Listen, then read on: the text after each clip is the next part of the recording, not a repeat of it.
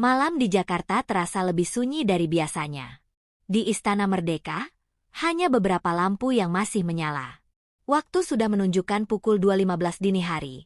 Namun di ruang kerja utama, Presiden Prabowo Subianto masih duduk di belakang meja besar. Matanya menatap tajam peta besar Indonesia yang terbentang di hadapannya. Beberapa wilayah dilingkari tinta merah, menunjukkan area yang perlu perhatian khusus. Perbatasan laut, jalur perdagangan strategis, hingga daerah yang rawan penyelundupan. Sudah berbulan-bulan laporan datang bertubi-tubi, terutama dari wilayah selatan Indonesia. Nelayan dan warga pesisir melaporkan kejadian aneh. Ombak yang lebih besar dari biasanya, suara gemuruh dari dasar laut, dan, yang paling mencurigakan, penampakan cahaya hijau misterius di tengah lautan. Beberapa laporan menyebutkan bahwa kapal asing mulai berani memasuki perairan Indonesia tanpa izin, seperti sedang menguji batas pertahanan negeri ini. Prabowo menghela napas panjang. Apa sebenarnya yang sedang terjadi di selatan? Sebagai pemimpin tertinggi negara, ia sudah terbiasa menghadapi masalah. Tapi kali ini, ada sesuatu yang terasa berbeda. Bukan sekadar ancaman dari negara lain, melainkan sesuatu yang lebih dalam, lebih tua, dan lebih misterius. Di luar jendela, langit Jakarta gelap. Udara malam begitu tenang, nyaris tak ada angin. Namun tiba-tiba, wos! Sebuah hembusan angin dingin menyelinap masuk ke dalam ruangan, meskipun jendela masih tertutup rapat. Aroma asin laut yang kuat memenuhi udara, bercampur dengan wangi melati yang samar. Prabowo menegang. Tidak mungkin. Laut terdekat dari Jakarta berada puluhan kilometer jauhnya. Bagaimana mungkin aroma laut bisa sampai ke dalam Istana Merdeka? Dalam sepersekian detik, suasana ruangan berubah drastis. Lampu-lampu redup berkedip sebentar, lalu stabil kembali. Prabowo menoleh ke jendela dengan alis mengernyit. Ada sesuatu yang tidak beres. Dengan langkah mantap, ia berjalan ke arah jendela besar yang menghadap ke halaman istana. Tapi saat ia menatap keluar, yang terlihat bukanlah pemandangan kota Jakarta yang biasa. Mata Prabowo membelalak. Gedung-gedung tinggi Jakarta lenyap. Jalanan yang biasanya dipenuhi kendaraan kini tak ada. Sebagai gantinya, terbentang lautan luas sejauh mata memandang. Ombak berkilauan diterpa cahaya bulan, bergerak perlahan dengan ritme yang menenangkan namun menyimpan kekuatan besar di dalamnya. Jantung Prabowo berdetak lebih cepat. Namun wajahnya tetap tenang. Ia bukan orang yang mudah terkejut. Apalagi takut. Ini bukan mimpi. Ini bukan ilusi. Sesuatu sedang terjadi. Dan saat itu, sebuah suara lembut namun penuh wibawa terdengar dari belakangnya. Selamat malam, Prabowo Subianto. Dengan refleks seorang prajurit, Prabowo berbalik cepat. Tangannya mengepal secara naluriah, siap menghadapi apapun. Di hadapannya berdiri seorang wanita. Sosoknya anggun, namun auranya begitu kuat. Ia mengenakan kebaya hijau zamrud, dengan selendang halus yang menjuntai hingga lantai. Rambutnya panjang, hitam berkilau, tergerai dengan sempurna. Wajahnya begitu halus, nyaris tanpa celah. Namun ada sesuatu dalam matanya, sesuatu yang tak bisa dijelaskan dengan kata-kata. Matanya tajam, seolah bisa menembus ke dalam jiwa siapapun yang menatapnya. Prabowo langsung mengenalinya. Nyi Roro Kidul, sang penguasa pantai selatan. Sejenak, waktu terasa berhenti. Angin kembali berhembus pelan di dalam ruangan. Tidak ada suara selain detak jam dinding yang terdengar begitu lambat, seakan menyesuaikan diri dengan suasana. Prabowo tidak langsung berbicara. Ia hanya menatap sosok di hadapannya dengan waspada, namun juga penuh penghormatan. Sebagai seorang mantan jenderal, ia terbiasa menghadapi berbagai situasi sulit. Tetapi malam ini, ia berhadapan dengan sesuatu yang berada di luar logika manusia biasa. Senyum tipis terukir di bibir wanita itu. Kau tidak terkejut, katanya, seolah-olah menguji. Prabowo tetap berdiri tegap. Aku sudah mendengar banyak kisah tentangmu. Tapi aku tak pernah mengira kau akan datang menemuiku. Mata Nyi Roro Kidul menyipit sedikit, seolah menyelidiki sang presiden lebih dalam. Aku datang bukan untuk menakut-nakutimu, Prabowo. Aku datang untuk berbicara. Angin kembali berhembus. Ombak di luar bergemuruh perlahan. Ada sesuatu yang harus kau ketahui. Prabowo tetap diam, menunggu. Indonesia sedang berada di persimpangan besar dalam sejarahnya, lanjut wanita itu. Ancaman tidak hanya datang dari luar, tetapi juga dari dalam. Ada kekuatan yang berusaha mengguncang negeri ini, dan kau adalah orang yang berdiri di garis terdepan untuk menghadapinya. Kata-katanya menggantung di udara. Prabowo menatapnya dalam diam. Di luar, suara ombak semakin terdengar. Cahaya bulan memantul di permukaan air, menciptakan bayangan yang bergerak pelan. Lalu, Nyi Roro Kidul melangkah maju, mendekati meja kerja Prabowo. Aku tidak bisa ikut campur dalam urusan manusia, katanya dengan suara yang lebih pelan. Tetapi aku bisa memberi peringatan. Jika kau tidak bertindak cepat, negeri ini bisa jatuh ke dalam kekacauan yang lebih besar daripada yang pernah kau bayangkan. Prabowo mengernyit. Ancaman seperti apa yang kau maksud? Nyi Roro Kidul menatapnya dalam-dalam. Pengkhianatan, perpecahan, dan sesuatu yang lebih besar dari sekadar politik atau kekuasaan. Hening. Prabowo bisa merasakan bahwa ini bukan sekadar peringatan biasa. Ada sesuatu yang jauh lebih besar sedang terjadi. Di luar, angin bertiup semakin kencang. Ombak yang tadinya tenang kini mulai bergulung lebih besar. Cahaya hijau samar mulai muncul di kejauhan. Nyi Roro Kidul berbalik, menatap ke arah laut yang entah bagaimana kini menggantikan pemandangan Jakarta. Pertanyaan sebenarnya adalah, apakah kau siap menghadapi apa yang akan datang? Dan sebelum Prabowo sempat menjawab, angin bertiup lebih kencang, dan semuanya berubah. Wos! Angin laut kembali berhembus di dalam ruang kerja Presiden Prabowo Subianto. Aroma asin bercampur wangi melati masih terasa kuat. Cahaya bulan yang semula redup kini semakin terang, memantulkan sinar kehijauan ke seluruh ruangan. Prabowo berdiri tegap di hadapan Nyi Roro Kidul, sang penguasa pantai selatan. Tatapan matanya tetap tenang, meski di dalam benaknya banyak pertanyaan berkecamuk. Pertanyaan sebenarnya adalah, apakah kau siap menghadapi apa yang akan datang? Kata-kata itu masih menggantung di udara. Prabowo mengerutkan kening. Aku selalu siap menghadapi apapun demi negeri ini.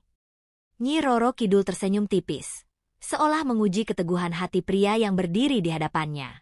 Lalu, dengan satu gerakan halus, ia melangkah ke arah jendela besar yang kini tak lagi menampilkan pemandangan Jakarta, melainkan lautan luas yang beriak di bawah sinar bulan. Ketahuilah, Prabowo, Laut Selatan bukan sekadar perairan biasa. Di dalamnya tersimpan kekuatan yang telah ada sejak zaman nenek moyangmu. Aku menjaga keseimbangan di wilayahku, tapi kini ada sesuatu yang mengusik ketenangan itu. Prabowo tetap diam, menunggu penjelasan lebih lanjut. Nyi Roro Kidul menoleh, tatapannya dalam. Ada yang ingin merebut sesuatu dari dasar laut. Sesuatu yang seharusnya tetap tersembunyi. Prabowo mengernyit. Apa maksudmu? Ada kekuatan asing yang mulai bergerak, bukan hanya dalam bentuk militer, tapi juga kekuatan yang lebih halus, lebih licik.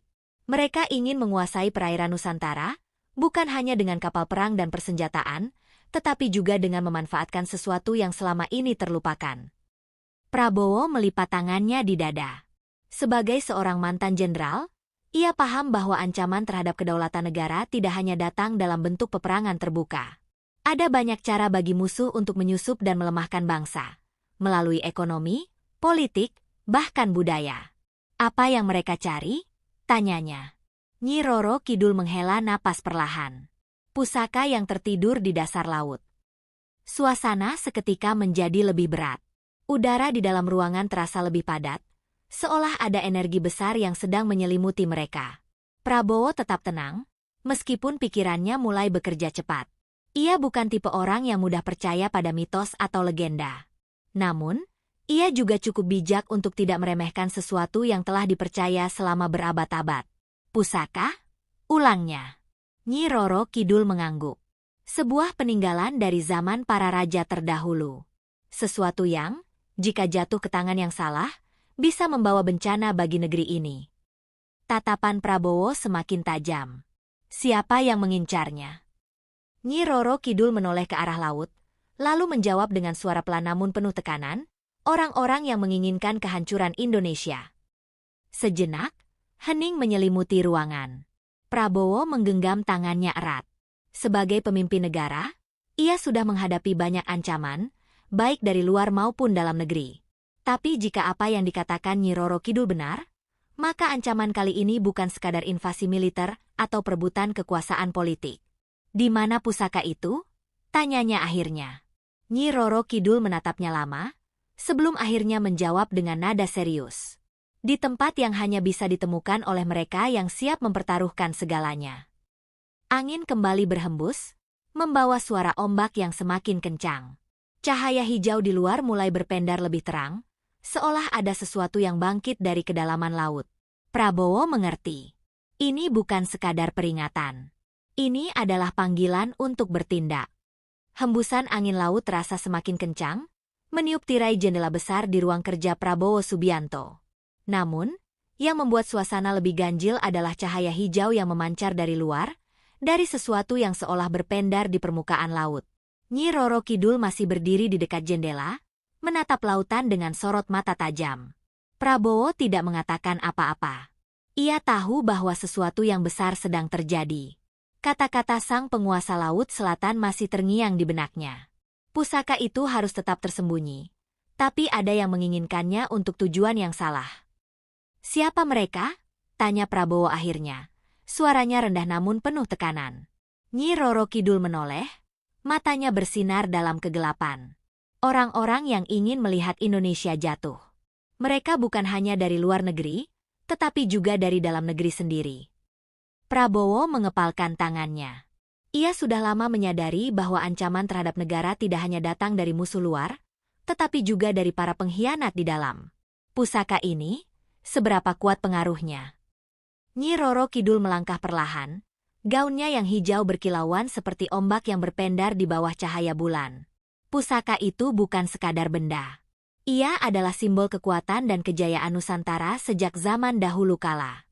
Jika jatuh ke tangan yang salah, ia bisa digunakan untuk mengendalikan lautan, memecah belah negeri ini, atau lebih buruk, membawa kehancuran. Prabowo tetap diam, mencerna kata-kata itu. Aku telah menjaganya selama berabad-abad, lanjut Nyi Roro Kidul. Tapi kini, ada kekuatan yang ingin merebutnya. Mereka bergerak dalam bayangan, menggunakan cara-cara yang halus, tapi mematikan. Angin berhembus semakin kencang. Prabowo mengerti. Ini bukan hanya tentang legenda atau mitos. Ini adalah pertempuran untuk melindungi Indonesia dari ancaman yang tak terlihat. Di mana pusaka itu sekarang? Tanyanya. Nyi Roro Kidul menatapnya lama sebelum akhirnya menjawab dengan suara pelan namun penuh tekanan. Di tempat yang tak bisa ditemukan oleh mereka yang tamak. Hanya mereka yang memiliki keberanian dan niat suci yang dapat menemukannya. Suasana di ruangan itu semakin terasa berat. Di luar, lautan bergejolak. Ombak yang tadinya tenang kini bergulung-gulung dengan dahsyat, seolah merespons sesuatu yang tak terlihat. Prabowo menarik napas panjang. Ini bukan sekadar peringatan. Ini adalah tantangan. Dan sebagai seorang pemimpin, ia tidak akan mundur. Dari luar jendela Istana Merdeka, langit yang semula cerah mulai ditelan kabut kehitaman. Ombak di kejauhan bergejolak, menggulung dengan cara yang tidak biasa. Seolah lautan itu sendiri berbicara, memperingatkan sesuatu. Prabowo berdiri dengan tangan terkepal. Ia tidak percaya pada hal mistis. Tetapi ia juga bukan orang bodoh yang mengabaikan pertanda. Matanya menatap Nyi Roro Kidul dengan penuh selidik. Apa yang sebenarnya sedang terjadi? Tanyanya tegas. Sang Ratu Laut Selatan menatap balik dengan sorot mata dalam. Mereka sudah bergerak.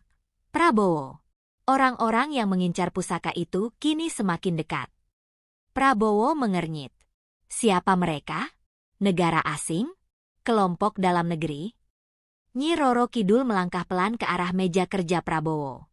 Suara langkahnya nyaris tak terdengar, sehalus desiran ombak. Tangannya terulur, dan tiba-tiba sebuah peta kuno muncul di atas meja. Peta itu bukan sembarang peta. Di tengahnya tergambar garis-garis perairan Indonesia, dengan sebuah titik merah menyala di dekat perbatasan Laut Selatan. Mereka datang dari berbagai arah. Beberapa dari luar negeri, beberapa dari dalam. Tapi yang paling berbahaya adalah mereka yang sudah ada di dalam sistemmu sendiri, ujar Nyi Roro Kidul.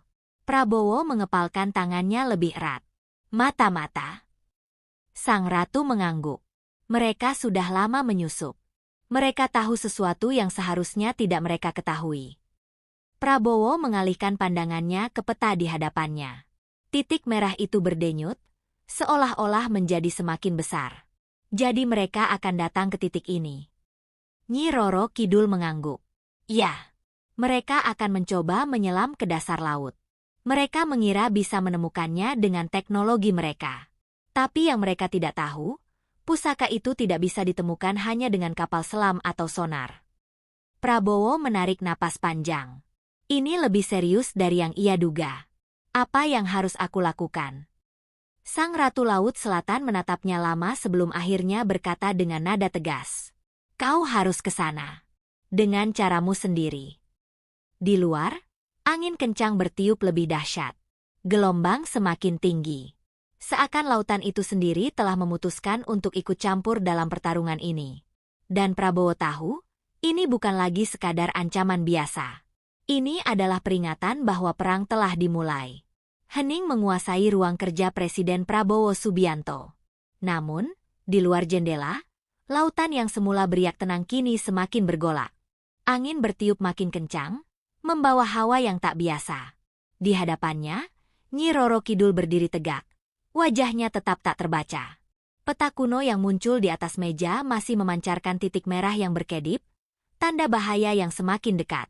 Kau harus ke sana, Prabowo. Suara Nyi Roro Kidul terdengar dalam, penuh keyakinan. Prabowo menyilangkan tangannya di dada. Sebagai pemimpin negara, ia tak bisa bertindak gegabah.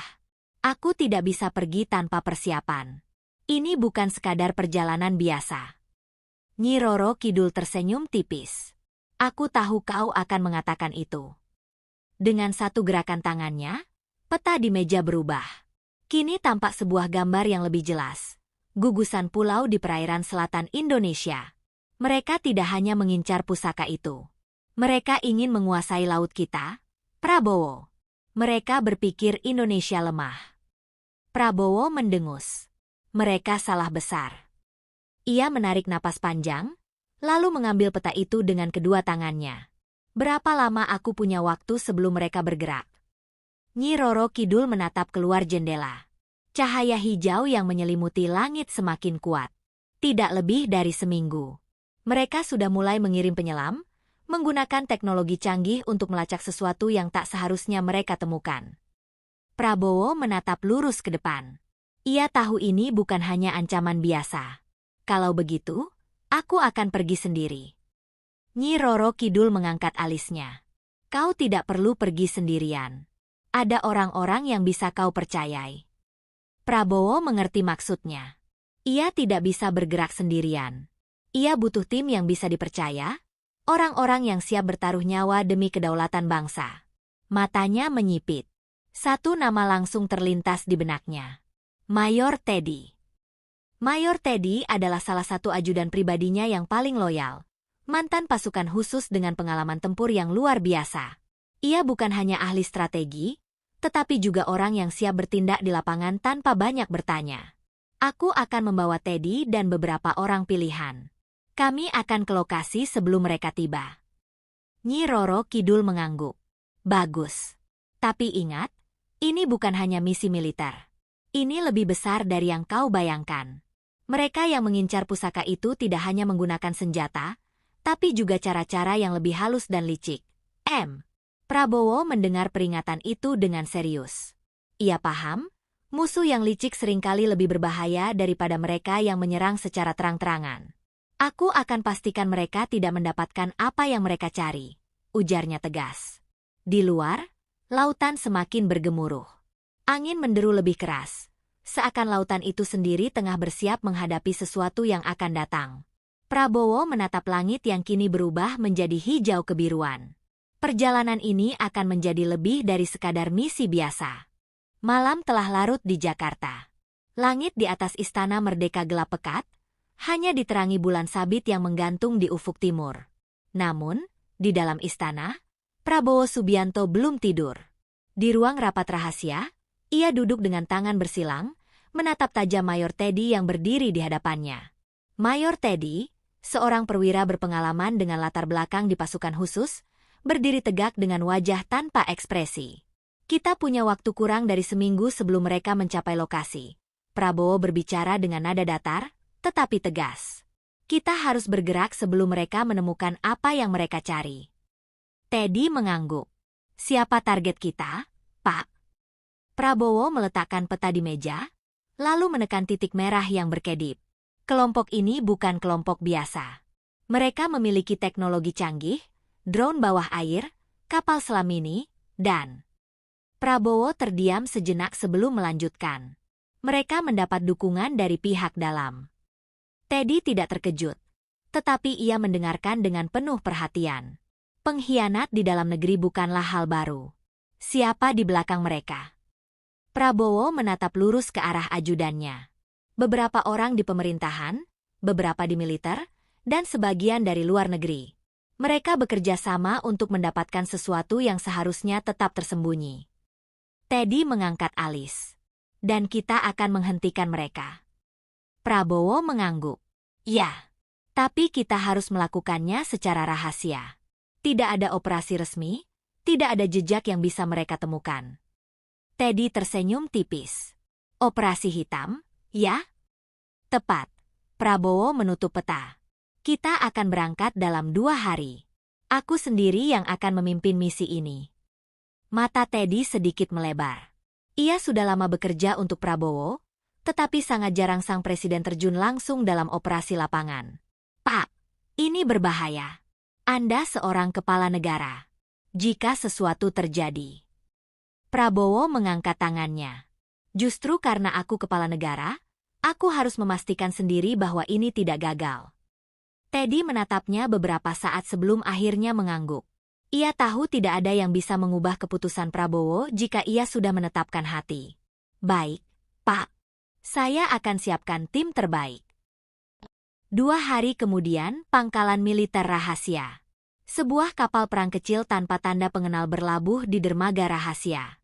Tidak ada logo TNI, tidak ada identifikasi negara. Misi ini benar-benar operasi hitam. Prabowo berdiri di tepi dermaga, mengenakan jaket militer hitam dengan emblem kecil di lengannya. Di sampingnya, Mayor Teddy telah menyiapkan tim khusus. 10 orang pasukan elit yang sudah teruji di berbagai misi berbahaya. Mereka semua berdiri tegak, siap menerima perintah. Kita berangkat dalam 30 menit, kata Prabowo dengan suara tegas. Misi kita sederhana, cegah musuh mencapai lokasi. Jika perlu, hancurkan semua yang mereka gunakan untuk menemukannya. Tim mengangguk serempak. Tidak ada yang bertanya, tidak ada yang ragu. Mereka tahu bahwa ini bukan sekadar operasi biasa. Ini adalah misi untuk melindungi sesuatu yang lebih besar dari sekadar perbatasan atau sumber daya. Pak, Teddy berbicara pelan. Bagaimana kalau mereka sudah lebih dulu tiba? Prabowo menghela napas. Kalau mereka sudah lebih dulu tiba, kita buat mereka menyesal datang ke Indonesia. Angin laut bertiup kencang. Kapal mulai menyalakan mesinnya, dan malam itu, Prabowo dan timnya berangkat menuju Laut Selatan. Di tengah lautan yang gelap, kapal tanpa tanda pengenal itu bergerak senyap. Mesin diesel bertenaga tinggi mendengung pelan, membawa rombongan pasukan elit yang dipimpin oleh Presiden Prabowo Subianto ke lokasi yang ditandai di peta. Di anjungan, Prabowo berdiri dengan tatapan tajam ke cakrawala. Angin laut bertiup kencang, membawa aroma garam yang khas. Langit malam dipenuhi bintang, tetapi di arah tujuan mereka, awan gelap berkumpul, seolah ada sesuatu yang menunggu. Tuan Presiden, kita hampir sampai di koordinat yang ditentukan. Suara Mayor Teddy terdengar dari belakang. Prabowo menoleh. Di layar navigasi, titik merah berdenyut perlahan. Itu adalah lokasi di mana penyelam asing dilaporkan sudah mulai beroperasi. Kecepatan penuh, perintah Prabowo singkat.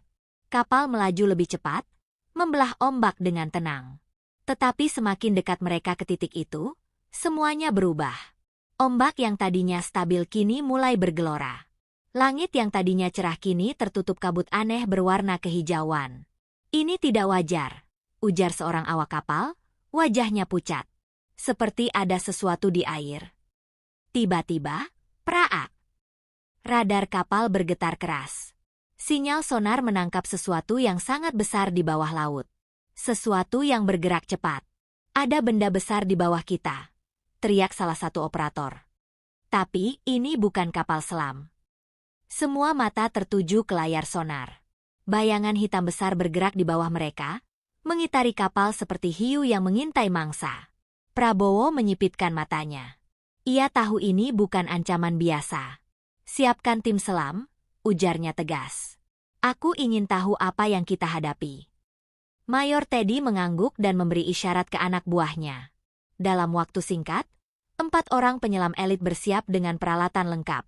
Tetapi sebelum mereka sempat turun ke air, gubrak! Sesuatu menyerang bagian bawah kapal. Seluruh kapal bergetar hebat. Air laut di sekitar mereka berubah warna menjadi hijau tua, berkilauan dalam kegelapan. Tiba-tiba, dari dalam kabut, muncul sosok yang tak terduga. Nyi Roro Kidul. Ia berdiri di ujung kapal, mengenakan kebaya hijau yang berpendar dalam gelap. Wajahnya tetap tenang, tetapi matanya menatap tajam ke arah lautan. Mereka sudah datang. Prabowo menoleh. Siapa mereka? Sang Ratu Laut Selatan menunjuk ke bawah. Musuhmu sudah ada di dasar laut, Prabowo. Tapi mereka tidak tahu bahwa mereka telah membangunkan sesuatu yang seharusnya tetap tertidur. Angin bertiup lebih kencang. Ombak semakin tinggi. Dari dalam air, sesuatu mulai muncul. Sebuah kapal selam asing, rusak parah, seperti telah diserang oleh sesuatu yang lebih besar. Tapi tidak ada tanda-tanda awak kapal di dalamnya. Mereka telah lenyap. Kapal bergetar hebat, ombak menggila, dan kabut hijau semakin pekat. Di bawah permukaan laut, sesuatu yang tak terlihat sedang bergerak. Prabowo berdiri tegak, tetap tenang meski situasi semakin mencekam. Matanya tajam mengamati kapal selam asing yang mengapung di kejauhan, setengah tenggelam, seolah ditinggalkan tanpa perlawanan. Di sampingnya, Nyi Roro Kidul tetap tak bergeming. Angin laut membelai kebaya hijaunya, sementara tatapannya tertuju ke lautan yang mulai bergolak.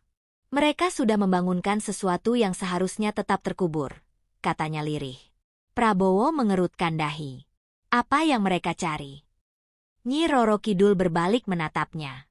Bukan hanya pusaka, Prabowo. Ada sesuatu yang lebih tua dari peradaban manusia yang terkubur di dasar laut ini. Sesuatu yang tidak boleh jatuh ke tangan mereka. Sementara itu, Mayor Teddy dan timnya tetap siaga. Mereka berdiri di pinggir kapal, senjata siap ditembakkan kapan saja. Pak, saya punya firasat buruk, ujar Teddy pelan. Matanya terus memperhatikan radar. Tiba-tiba, sonar kapal menangkap pergerakan baru di bawah air. Boom! Sebuah ledakan terdengar di bawah kapal. Air laut menyembur tinggi ke udara, dan di layar sonar, muncul sesuatu yang lebih besar dari kapal selam tadi. Sial! Ada benda raksasa di bawah kita, teriak salah satu operator kapal. Di layar radar, sesuatu dengan ukuran luar biasa sedang bergerak cepat ke arah mereka. Siapkan torpedo. Teddy berseru.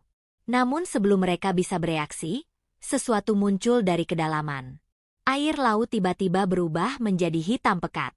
Dari dalam kegelapan, terlihat bayangan raksasa. Makhluk itu perlahan naik ke permukaan.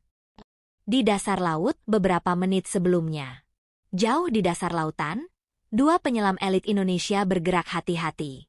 Mereka telah dikirim untuk menyelidiki kapal selam asing yang tenggelam. Lampu senter mereka berpendar di kegelapan. Kapten, ini aneh. Seharusnya ada mayat di dalam kapal selam ini, tapi kosong. Lapor salah satu penyelam melalui radio. Negatif. Tidak ada tanda kehidupan. Tapi ada sesuatu yang aneh di sini.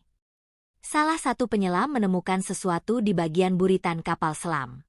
Sebuah lambang asing terukir di baja kapal, bukan milik negara manapun, bukan simbol militer yang dikenal. Apa ini? Saya belum pernah melihat lambang seperti ini sebelumnya.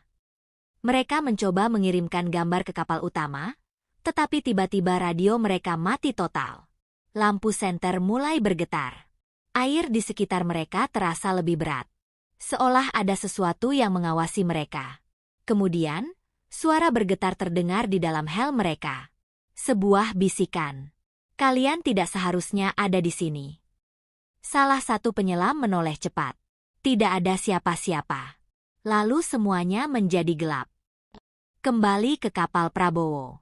Gemuruh air membesar. Dari kedalaman laut, sesuatu menerobos permukaan. Sebuah bayangan raksasa, bukan kapal, bukan ikan. Prabowo dan timnya menatap dengan mata terbelalak. Sebuah makhluk dari legenda, sesuatu yang seharusnya tidak pernah muncul ke dunia manusia. Nyi Roro Kidul tetap tenang, tetapi suaranya terdengar lebih dalam. Mereka telah membangunkan penguasa lama, dan sekarang kita harus menghentikannya. Prabowo menggenggam tangannya kuat. Ia tahu ini bukan lagi sekadar misi militer. Ini adalah perang melawan sesuatu yang seharusnya tetap tersembunyi. Di permukaan laut yang bergolak, Prabowo dan pasukannya menyaksikan sesuatu yang tak terbayangkan.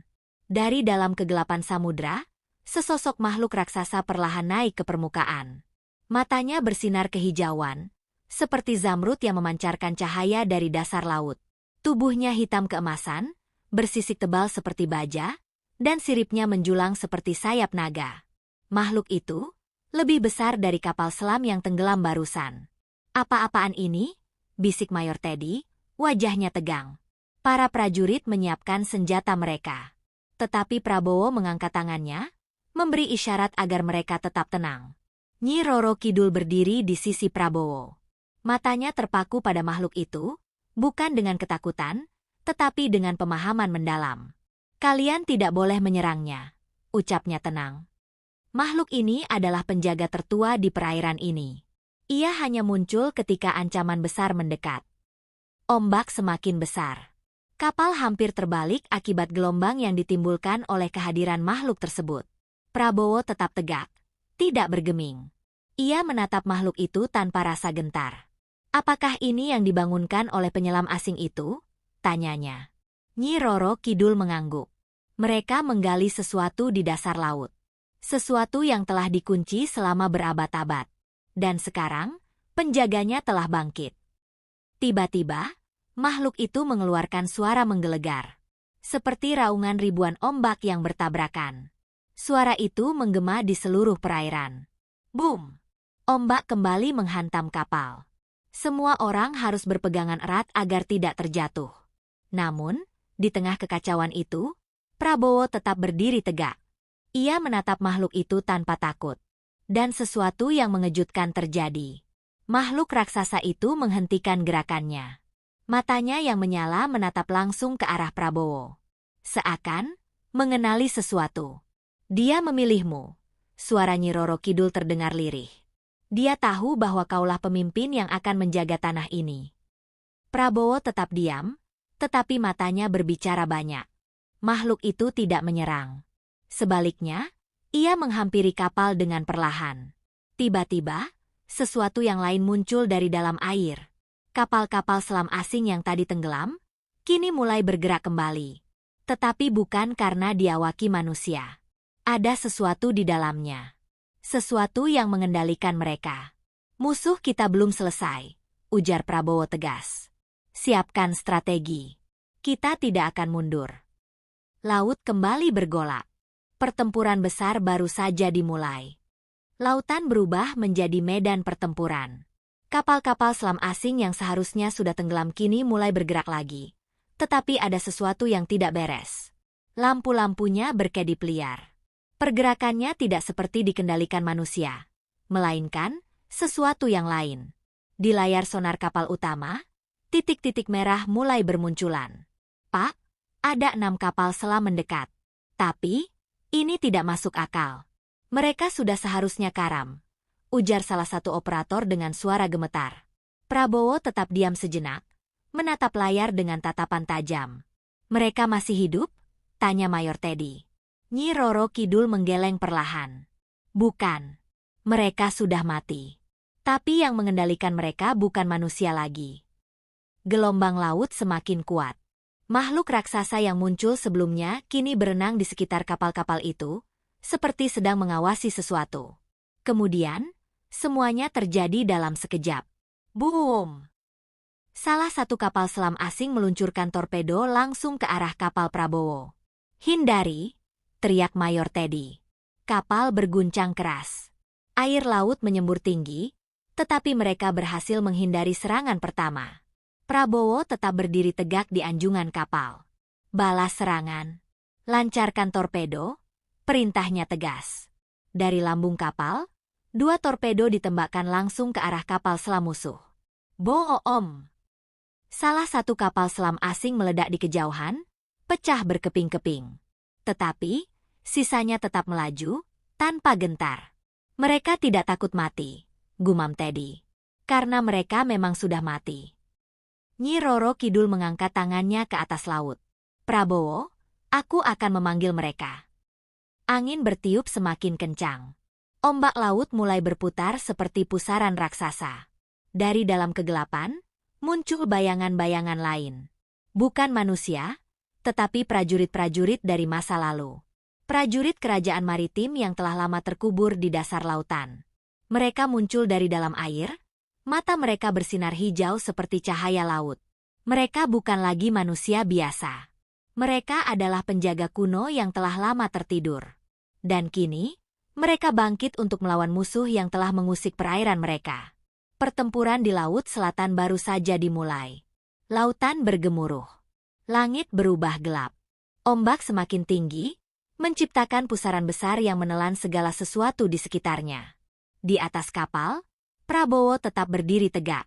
Matanya menatap ke depan, ke arah kapal-kapal selam musuh yang masih bergerak seperti boneka tanpa nyawa. Di dalam air, sesuatu telah bangkit. Prajurit-prajurit laut dari masa lalu, dengan baju zirah yang telah berkarat, muncul dari kedalaman lautan. Pedang dan tombak mereka masih utuh. Mata mereka memancarkan cahaya hijau, tanda bahwa mereka bukan lagi manusia biasa. Mereka adalah pasukan yang gugur di pertempuran berabad-abad lalu. Ujar Nyi Roro Kidul, suaranya tenang namun penuh makna. Mereka yang pernah menjaga lautan ini, kini kembali untuk membela tanah air mereka. Prabowo tetap diam. Ia memahami makna dari semua ini. Jika mereka kembali, berarti ancaman kali ini bukan ancaman biasa, gumamnya. Di kejauhan, kapal-kapal selam musuh mulai menyerang lagi. Torpedo melesat dari dalam air. Siapkan pertahanan, seru Mayor Teddy. Kapal bergetar. Ledakan mengguncang laut, tetapi Prabowo dan pasukannya tetap bertahan. Dan kemudian, terjadi sesuatu yang luar biasa. Pasukan laut dari masa lalu menyerang balik. Dari dalam air, mereka meluncurkan tombak-tombak bercahaya hijau ke arah kapal musuh. Setiap tombak yang mengenai kapal selam langsung melelehkan baja kapal tersebut. Astaga, ini bukan senjata biasa. Mayor Teddy menatap tak percaya. Satu persatu, kapal selam musuh mulai hancur. Mereka tidak bisa melawan, karena mereka menghadapi kekuatan yang jauh melampaui pemahaman manusia. Laut telah memilih pihaknya. Dan malam itu, pertempuran di Laut Selatan berakhir dengan kemenangan Prabowo. Tetapi, ini belum selesai. Nyi Roro Kidul menatap Prabowo dengan sorot mata tajam. Ini baru permulaan, Prabowo. Ancaman yang lebih besar sedang datang. Prabowo mengangguk. Ia tahu, perjuangan untuk menjaga Indonesia baru saja dimulai. Laut masih bergolak meski pertempuran telah usai. Langit kelam, hanya diterangi sinar bulan yang tersamar oleh kabut tipis. Ombak berdebur pelan, seakan menenangkan lautan setelah pertempuran sengit yang baru saja terjadi. Prabowo berdiri di anjungan kapal, tatapannya jauh menembus cakrawala, ada sesuatu yang mengusik pikirannya. Apa yang kau pikirkan? Suara Nyi Roro Kidul memecah kesunyian. Prabowo tetap menatap lautan tanpa menjawab. Ia merasakan sesuatu yang belum berakhir. Kapal-kapal selam musuh itu. Prabowo akhirnya berbicara, suaranya dalam dan tegas. Mereka bukan sekadar penyusup biasa. Ada yang mengendalikan mereka. Ada sesuatu yang lebih besar dari ini semua. Nyi Roro Kidul mengangguk pelan. Sorot matanya tajam, seolah memahami sesuatu yang lebih dalam dari apa yang terlihat di permukaan. Benar. Mereka tidak datang hanya untuk menyelidiki perairan ini. Mereka mencari sesuatu yang tersembunyi di dasar laut. Mayor Teddy, yang berdiri tak jauh dari mereka, menoleh dengan ekspresi serius. Apa maksudnya, Nyi? Nyi Roro Kidul menatap ke laut. Angin laut berhembus lembut, membawa aroma garam dan kelembaban yang khas. Di perairan ini, jauh di dasar laut, ada sesuatu yang telah terkubur selama ratusan tahun. Sesuatu yang pernah dimiliki oleh nenek moyang kita, dan kini ingin direbut kembali oleh mereka yang tamak. Prabowo menajamkan tatapannya. Apa yang mereka cari? Hening. Nyi Roro Kidul menutup matanya sejenak, lalu membuka kembali dengan sorot yang penuh makna. Sebuah pusaka. Mayor Teddy tampak terkejut. Pusaka. Nyi Roro Kidul mengangguk. Benda itu bukan sekadar pusaka biasa. Itu adalah peninggalan dari masa lalu, yang memiliki kekuatan untuk menjaga keseimbangan tanah air ini. Jika jatuh ke tangan yang salah, keseimbangan itu akan hancur. Prabowo berpikir dalam-dalam. Jadi itulah alasan mereka menggali dasar laut. Ya, jawab Nyi Roro Kidul. Dan mereka hampir menemukannya. Jika bukan karena pertempuran tadi, mereka mungkin sudah berhasil membawanya keluar. Kesunyian kembali menyelimuti. Prabowo menghela napas panjang. Ia sadar, masalah ini jauh lebih besar daripada yang dibayangkan. Jika benda itu memang sepenting itu, kita harus menemukannya lebih dulu, ucapnya tegas. Mayor Teddy mengangguk. Wajahnya penuh tekad. Kami siap, Pak. Apapun yang harus dilakukan. Nyi Roro Kidul tersenyum tipis. Baiklah. Tapi kalian harus tahu, perjalanan ini tidak akan mudah. Kalian akan menghadapi sesuatu yang belum pernah kalian bayangkan sebelumnya. Prabowo menatap Nyi Roro Kidul dalam-dalam. Aku sudah berjanji untuk melindungi negeri ini. Aku tidak akan mundur. Nyi Roro Kidul mengangguk pelan. Kalau begitu, bersiaplah. Karena kita akan menyelam lebih dalam dari yang pernah kalian bayangkan. Angin laut berhembus semakin kencang. Di kejauhan, ombak bergulung tinggi, seolah menandakan sesuatu yang besar sedang menanti. Perjalanan menuju dasar lautan baru saja dimulai. Angin laut berembus dingin. Langit tetap kelam, seakan menyembunyikan sesuatu di balik pekatnya malam. Setelah pertempuran dengan kapal-kapal selam musuh, suasana di kapal perang Prabowo tetap tegang. Mereka menang, tetapi pertanyaan besar belum terjawab. Apa yang sebenarnya tersembunyi di dasar laut selatan? Prabowo berdiri di anjungan kapal, matanya menatap ke laut dengan penuh ketegasan. Di sebelahnya, Mayor Teddy dan Nyi Roro Kidul berdiri dengan ekspresi serius. Mereka tahu, langkah selanjutnya bukan sekadar bertahan, tetapi bergerak lebih dalam. Kita harus turun ke dasar laut sebelum mereka kembali, kata Prabowo akhirnya, suaranya dalam dan tegas. Mayor Teddy mengangguk, matanya menyala dengan tekad. Kami siap, Pak. Berapa dalam kita harus menyelam? Nyi Roro Kidul menatap mereka berdua. Angin laut membuat rambut panjangnya berkibar pelan. Kedalaman ini bukan sekadar angka. Ini bukan penyelaman biasa. Kalian akan masuk ke tempat yang sudah lama terlupakan oleh dunia. Dasar Laut Selatan adalah tempat di mana sejarah dan mitos bertemu. Prabowo menyipitkan mata. Maksudmu? Nyi Roro Kidul melangkah ke tepi kapal, menatap lautan luas dengan penuh kebijaksanaan. Ada sebuah kota yang tenggelam di sana. Kota yang dulu berdiri di zaman Kerajaan Maritim Nusantara. Itu bukan sekadar kota biasa.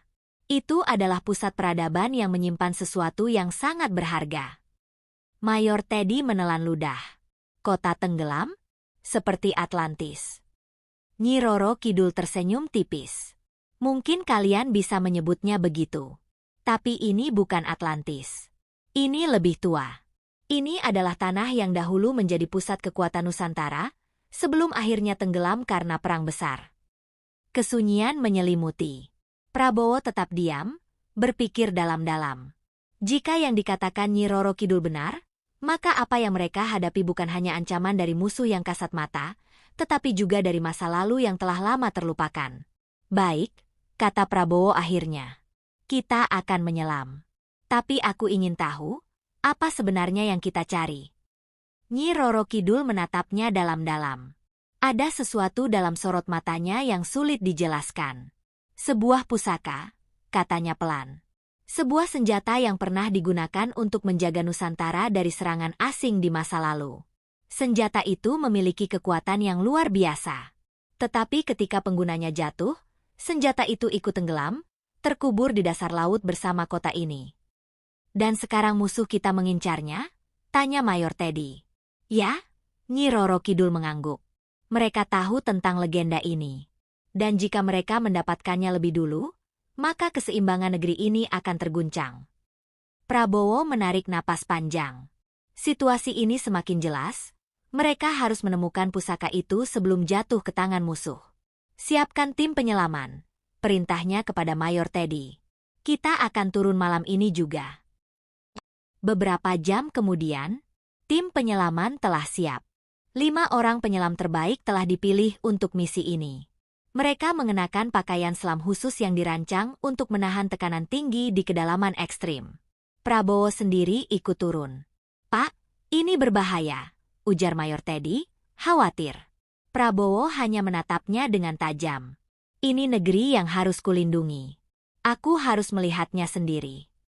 Akhirnya, dengan persiapan matang, tim penyelam melompat ke dalam laut satu persatu.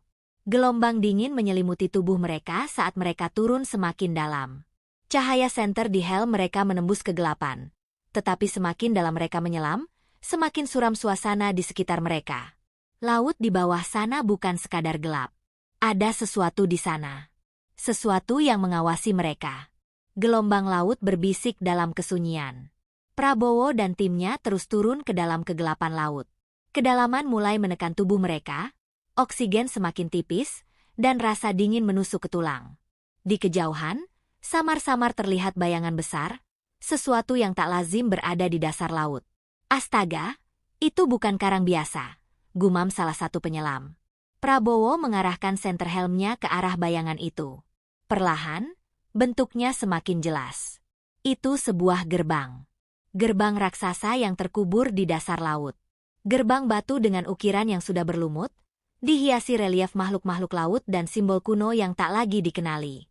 Mereka telah menemukannya. Kota yang tenggelam. "Kita sudah sampai." Suara Nyi Roro Kidul terdengar melalui alat komunikasi. Meskipun tubuhnya tidak ada di sana, ia tetap bisa memandu mereka dari kejauhan. Prabowo memperhatikan gerbang itu dengan saksama. Ada sesuatu yang janggal.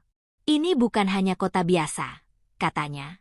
"Ini lebih seperti benteng yang menyembunyikan sesuatu." Pintu gerbang itu setengah terbuka. Seolah ada yang baru saja melewatinya. Prabowo memberi isyarat pada timnya untuk berhati-hati.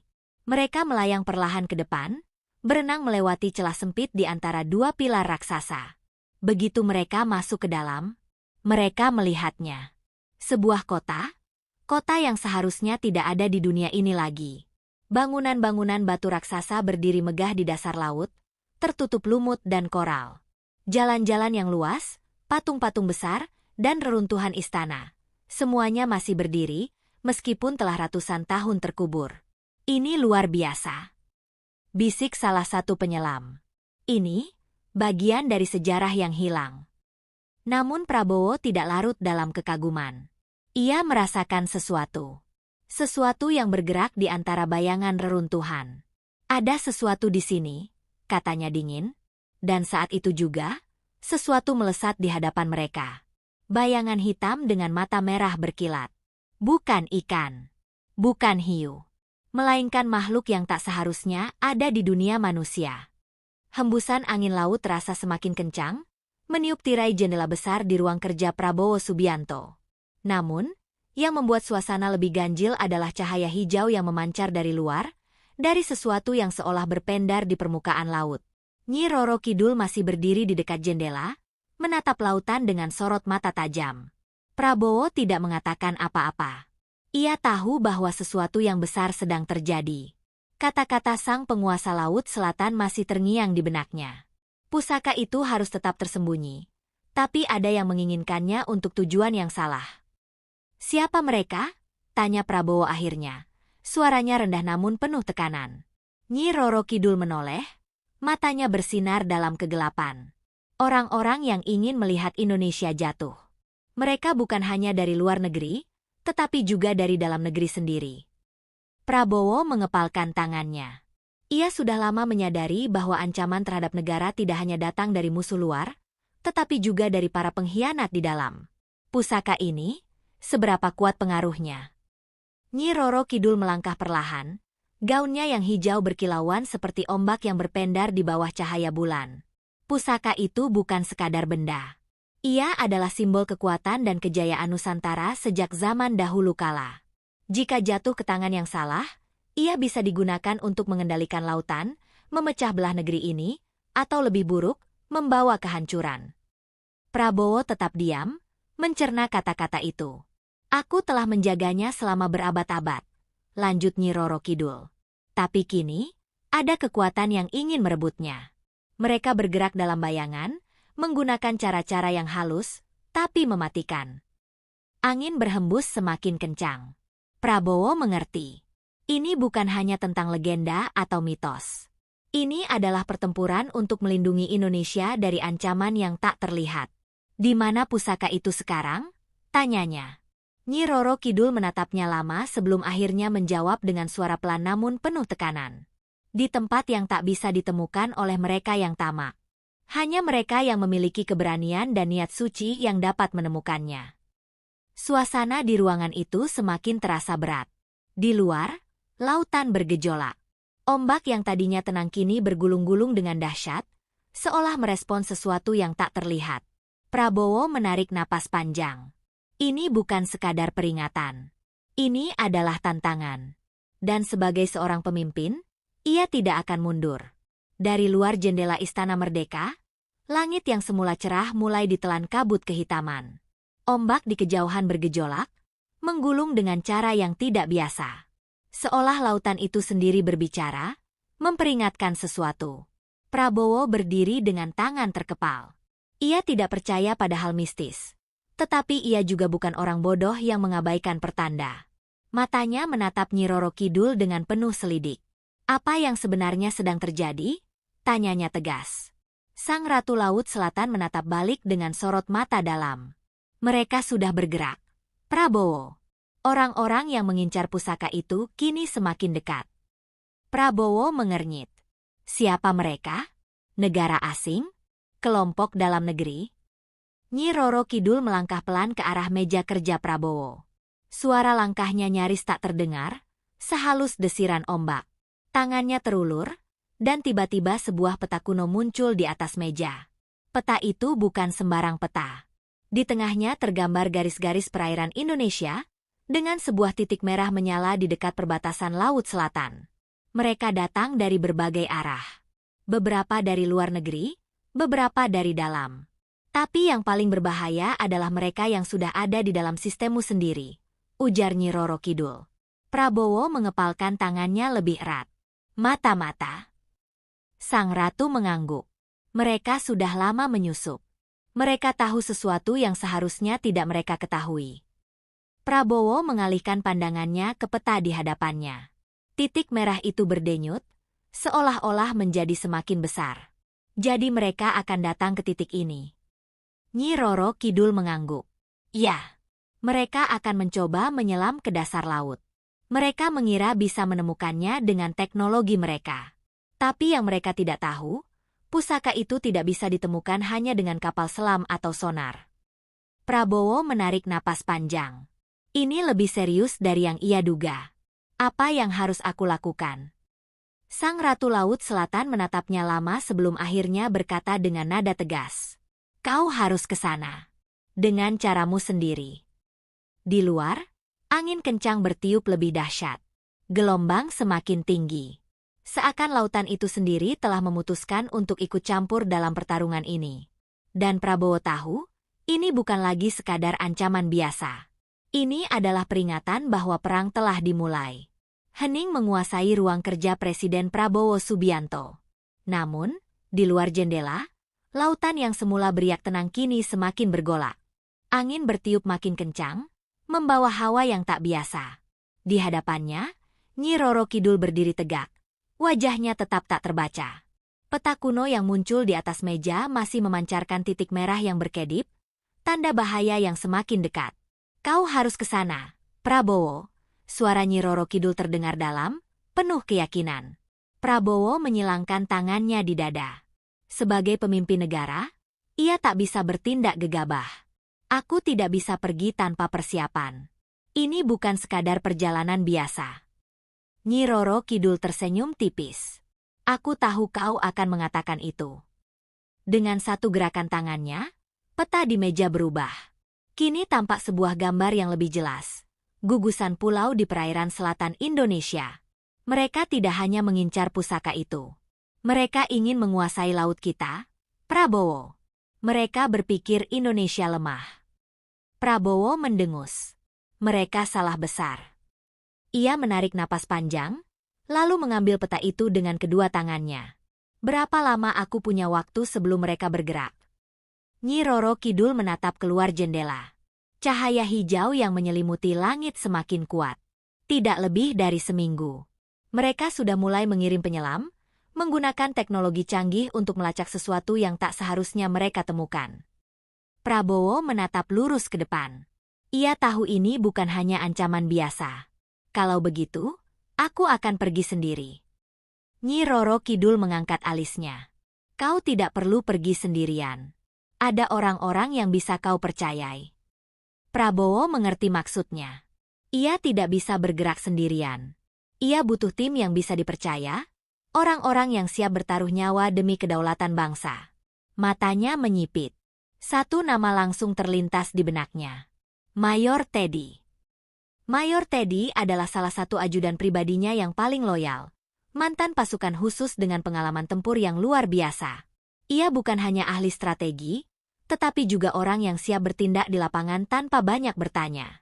Aku akan membawa Teddy dan beberapa orang pilihan. Kami akan ke lokasi sebelum mereka tiba.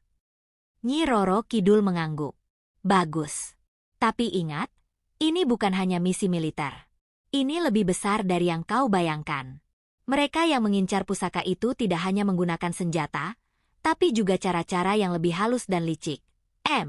Prabowo mendengar peringatan itu dengan serius. Ia paham, musuh yang licik seringkali lebih berbahaya daripada mereka yang menyerang secara terang-terangan. Aku akan pastikan mereka tidak mendapatkan apa yang mereka cari, ujarnya tegas. Di luar, lautan semakin bergemuruh. Angin menderu lebih keras. Seakan lautan itu sendiri tengah bersiap menghadapi sesuatu yang akan datang. Prabowo menatap langit yang kini berubah menjadi hijau kebiruan. Perjalanan ini akan menjadi lebih dari sekadar misi biasa. Malam telah larut di Jakarta. Langit di atas Istana Merdeka gelap pekat, hanya diterangi bulan sabit yang menggantung di ufuk timur. Namun, di dalam istana, Prabowo Subianto belum tidur. Di ruang rapat rahasia, ia duduk dengan tangan bersilang, menatap tajam Mayor Teddy yang berdiri di hadapannya. Mayor Teddy, seorang perwira berpengalaman dengan latar belakang di pasukan khusus, berdiri tegak dengan wajah tanpa ekspresi. Kita punya waktu kurang dari seminggu sebelum mereka mencapai lokasi. Prabowo berbicara dengan nada datar, tetapi tegas. Kita harus bergerak sebelum mereka menemukan apa yang mereka cari. Teddy mengangguk. Siapa target kita, Pak? Prabowo meletakkan peta di meja, lalu menekan titik merah yang berkedip. Kelompok ini bukan kelompok biasa. Mereka memiliki teknologi canggih, drone bawah air, kapal selam mini, dan... Prabowo terdiam sejenak sebelum melanjutkan. Mereka mendapat dukungan dari pihak dalam. Teddy tidak terkejut, tetapi ia mendengarkan dengan penuh perhatian. Pengkhianat di dalam negeri bukanlah hal baru. Siapa di belakang mereka? Prabowo menatap lurus ke arah ajudannya. Beberapa orang di pemerintahan, beberapa di militer, dan sebagian dari luar negeri. Mereka bekerja sama untuk mendapatkan sesuatu yang seharusnya tetap tersembunyi. Teddy mengangkat alis. Dan kita akan menghentikan mereka. Prabowo mengangguk. Ya, tapi kita harus melakukannya secara rahasia. Tidak ada operasi resmi, tidak ada jejak yang bisa mereka temukan. Teddy tersenyum tipis. Operasi hitam, ya? Tepat. Prabowo menutup peta. Kita akan berangkat dalam 2 hari. Aku sendiri yang akan memimpin misi ini. Mata Teddy sedikit melebar. Ia sudah lama bekerja untuk Prabowo, tetapi sangat jarang sang presiden terjun langsung dalam operasi lapangan. Pak, ini berbahaya. Anda seorang kepala negara. Jika sesuatu terjadi. Prabowo mengangkat tangannya. Justru karena aku kepala negara, aku harus memastikan sendiri bahwa ini tidak gagal. Teddy menatapnya beberapa saat sebelum akhirnya mengangguk. Ia tahu tidak ada yang bisa mengubah keputusan Prabowo jika ia sudah menetapkan hati. Baik, Pak. Saya akan siapkan tim terbaik. 2 hari kemudian, pangkalan militer rahasia. Sebuah kapal perang kecil tanpa tanda pengenal berlabuh di dermaga rahasia. Tidak ada logo TNI, tidak ada identifikasi negara. Misi ini benar-benar operasi hitam. Prabowo berdiri di tepi dermaga, mengenakan jaket militer hitam dengan emblem kecil di lengannya. Di sampingnya, Mayor Teddy telah menyiapkan tim khusus. 10 orang pasukan elit yang sudah teruji di berbagai misi berbahaya. Mereka semua berdiri tegak, siap menerima perintah. Kita berangkat dalam 30 menit, kata Prabowo dengan suara tegas. Misi kita sederhana, cegah musuh mencapai lokasi. Jika perlu, hancurkan semua yang mereka gunakan untuk menemukannya. Tim mengangguk serempak. Tidak ada yang bertanya, tidak ada yang ragu. Mereka tahu bahwa ini bukan sekadar operasi biasa. Ini adalah misi untuk melindungi sesuatu yang lebih besar dari sekadar perbatasan atau sumber daya. Pak, Teddy berbicara pelan, bagaimana kalau mereka sudah lebih dulu tiba? Prabowo menghela napas. Kalau mereka sudah lebih dulu tiba, kita buat mereka menyesal datang ke Indonesia. Angin laut bertiup kencang. Kapal mulai menyalakan mesinnya, dan malam itu, Prabowo dan timnya berangkat menuju Laut Selatan. Di tengah lautan yang gelap, kapal tanpa tanda pengenal itu bergerak senyap. Mesin diesel bertenaga tinggi mendengung pelan, membawa rombongan pasukan elit yang dipimpin oleh Presiden Prabowo Subianto ke lokasi yang ditandai di peta. Di Anjungan, Prabowo berdiri dengan tatapan tajam ke cakrawala. Angin laut bertiup kencang, membawa aroma garam yang khas. Langit malam dipenuhi bintang, tetapi di arah tujuan mereka, awan gelap berkumpul, seolah ada sesuatu yang menunggu. Tuan Presiden, kita hampir sampai di koordinat yang ditentukan. Suara Mayor Teddy terdengar dari belakang. Prabowo menoleh. Di layar navigasi, titik merah berdenyut perlahan. Itu adalah lokasi di mana penyelam asing dilaporkan sudah mulai beroperasi. Kecepatan penuh, perintah Prabowo singkat. Kapal melaju lebih cepat, membelah ombak dengan tenang. Tetapi semakin dekat mereka ke titik itu, semuanya berubah. Ombak yang tadinya stabil kini mulai bergelora. Langit yang tadinya cerah kini tertutup kabut aneh berwarna kehijauan. Ini tidak wajar, ujar seorang awak kapal, wajahnya pucat. Seperti ada sesuatu di air. Tiba-tiba, praak. Radar kapal bergetar keras. Sinyal sonar menangkap sesuatu yang sangat besar di bawah laut. Sesuatu yang bergerak cepat. Ada benda besar di bawah kita, teriak salah satu operator. Tapi ini bukan kapal selam. Semua mata tertuju ke layar sonar. Bayangan hitam besar bergerak di bawah mereka, mengitari kapal seperti hiu yang mengintai mangsa. Prabowo menyipitkan matanya. Ia tahu ini bukan ancaman biasa. Siapkan tim selam, ujarnya tegas. Aku ingin tahu apa yang kita hadapi. Mayor Teddy mengangguk dan memberi isyarat ke anak buahnya. Dalam waktu singkat, 4 orang penyelam elit bersiap dengan peralatan lengkap. Tetapi sebelum mereka sempat turun ke air, gubrak. Sesuatu menyerang bagian bawah kapal. Seluruh kapal bergetar hebat. Air laut di sekitar mereka berubah warna menjadi hijau tua, berkilauan dalam kegelapan. Tiba-tiba, dari dalam kabut, muncul sosok yang tak terduga. Nyi Roro Kidul. Ia berdiri di ujung kapal, mengenakan kebaya hijau yang berpendar dalam gelap.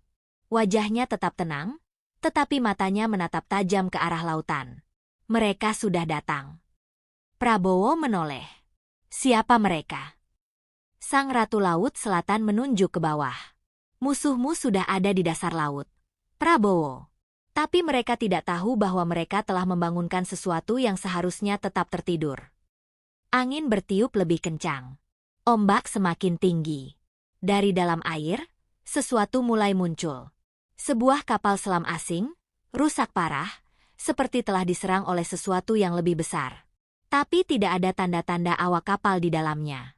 Mereka telah lenyap.